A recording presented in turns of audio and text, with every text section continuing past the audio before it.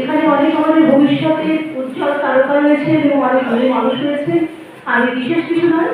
তো আমি কিভাবে সমাজের কাজের সঙ্গে যুক্ত সেটা বলতে চাইছি যে আমার বিভিন্ন রচনাতে বিভিন্ন লেখাতে আমি মূলত উপন্যাসী, ছোট গল্প কিছু লিখেছি, প্রবন্ধ কিছু লিখেছি এবং ভ্রমণ কাহিনী লিখেছি, সমস্ত লিখেছি, কবিতা লিখেছি।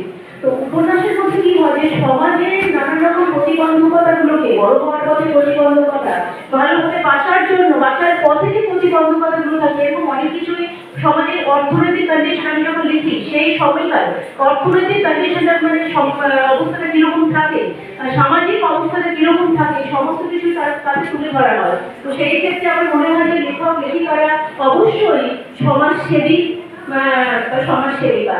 ঠিক আছে। আর এছাড়া আমি বলছি যে আমার নামটা যদি গুগলে আপনারা টাইপ করেন, নিজের গল্প বা কোনো কিছু করতে গেলে আমি চাইছি না, আমার নামটা যদি গুগলে টাইপ করেন বনানী শীত, তাহলে আপনারা আমার অনেক 20-25টা বই রয়েছে, সেগুলো পেয়ে যাবেন, লিঙ্কস পেয়ে যাবেন। এবং আমার অপরাধ অ্যামাজন থেকে আমার নিজের অ্যাকাউন্ট আছে, বই সেখান থেকেও প্রত্যেক দিনে একটা দুটো করে বই সেল হয়, মানে অর্ডার হয়।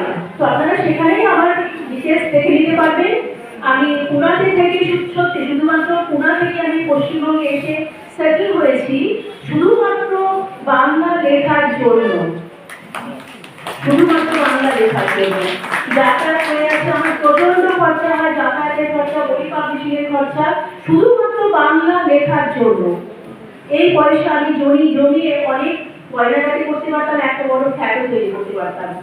এবং এখানে আমি বাসে গাড়ি করে অনেক পয়সা চলাচলা করি। আপনাদের আশীর্বাদ আমার সঙ্গে থাকুক, শুভকামনা আমার সঙ্গে থাকুক। আমি আশা করবো যেন আমি আপনাদের জন্য আরো অনেক কিছু করতে পারি। ধন্যবাদ, ভালো থাকবেন। খুব সুন্দর, অনেক শুভেচ্ছা, অভিনন্দন। এবার আমরা